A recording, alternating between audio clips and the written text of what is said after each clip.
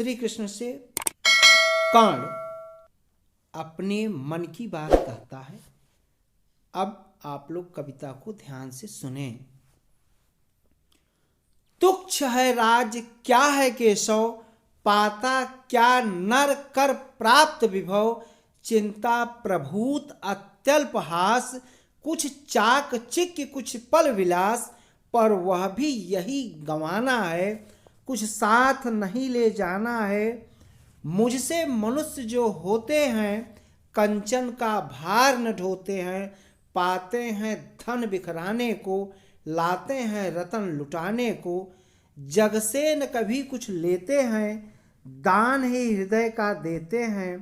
प्रासादों में कनकाभ शिखर, होते कबूतरों के ही घर, महलों में गरुड़ न होता है, कंचन पर कभी न सोता है।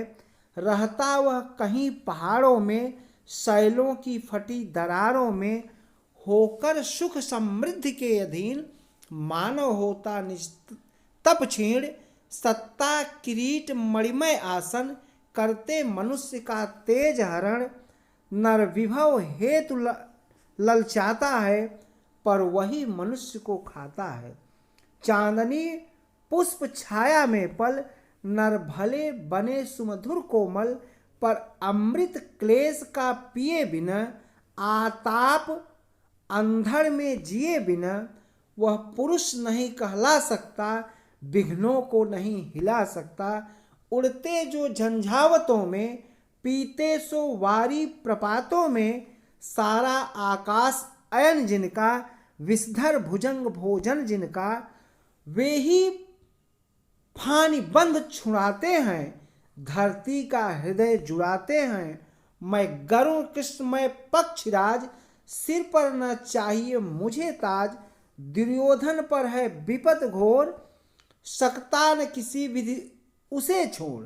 रणखेत पाटना है मुझको, अहिपास काटना है मुझको, संग्राम सिंधु लहराता है, सामने प्रलय घहराता है।